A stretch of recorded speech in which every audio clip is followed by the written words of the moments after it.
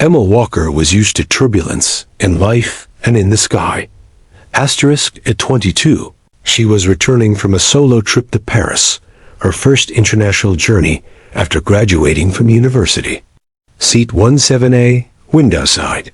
She had a soft spot for flying, not just the views, but the mechanics. Her late mother had been a flight instructor, and Emma had grown up around planes.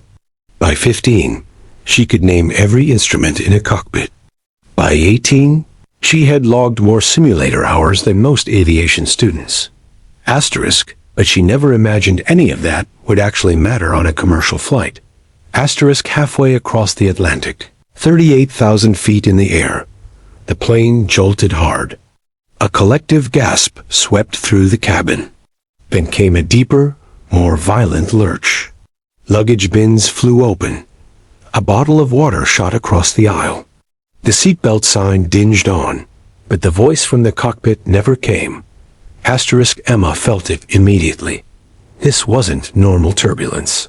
Something was off in the movement of the aircraft, in the vibrations under her seat. The plane was tilting downward, too fast, too sudden. Asterisk panic spread like wildfire. A baby wailed behind her. A man shouted in Spanish. Overhead, the oxygen masks dropped. Several passengers screamed as the plane bucked again. Asterisk Emma didn't scream. She thought. Her mind clicked into gear like a well-oiled machine. Asterisk 2 rows ahead, a flight attendant stumbled, her forehead bleeding. She was pale and trembling. Another was trying to calm a woman who was hyperventilating. Asterisk. Then Emma heard the announcement, only it wasn't from the cockpit. Asterisk a flight attendant's voice, shaking. We're trying to reach the pilots. We don't have communication. If anyone on board has flight experience, please come forward immediately. Emma didn't hesitate. She stood. Someone grabbed her arm. Where are you going? Sit down. Asterisk. I know what I'm doing, she said, and meant it.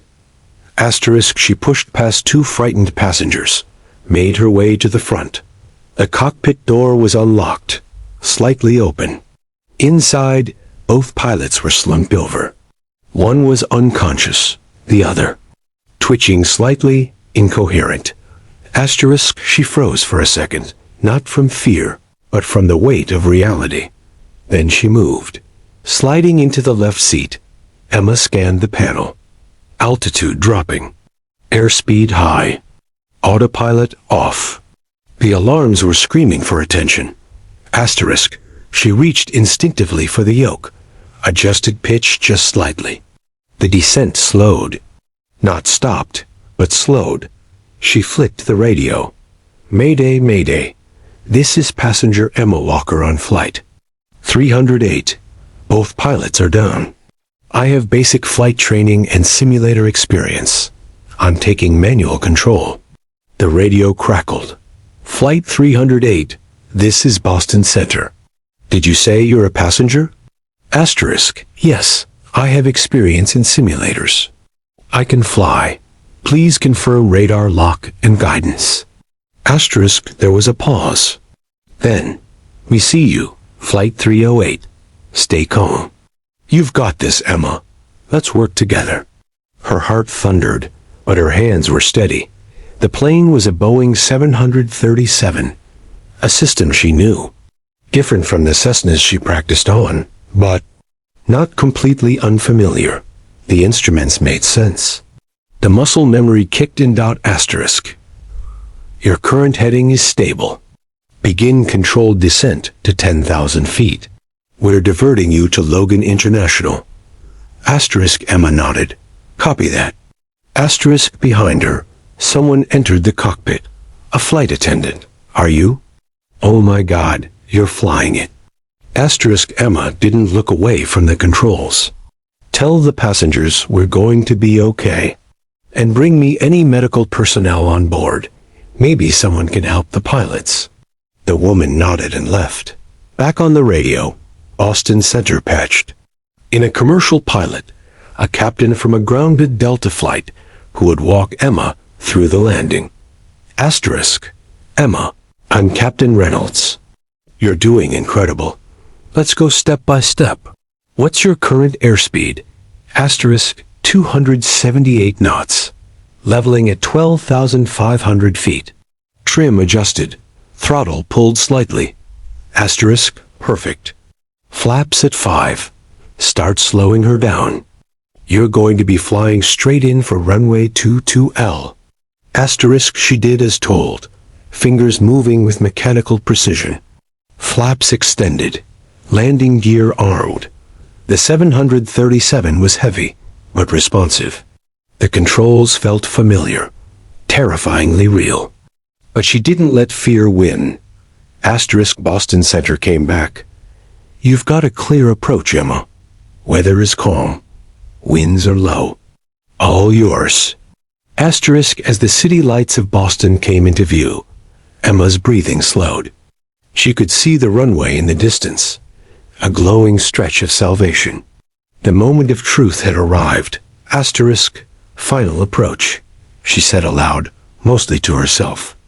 Speed 145, flaps full. Gear down. Asterisk, she guided the plane closer. 500 feet.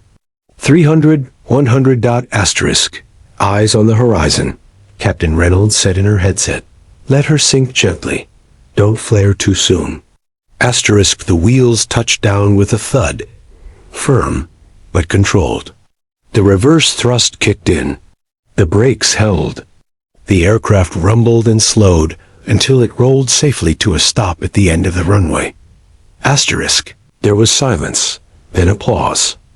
Asterisk, from the cabin behind her came cheers, cries, the sounds of passengers who knew they'd just escaped something unimaginable. Emma let go of the yoke and leaned back in the seat, her hands finally trembling. Asterisk emergency crews swarmed the plane. EMTs rushed in.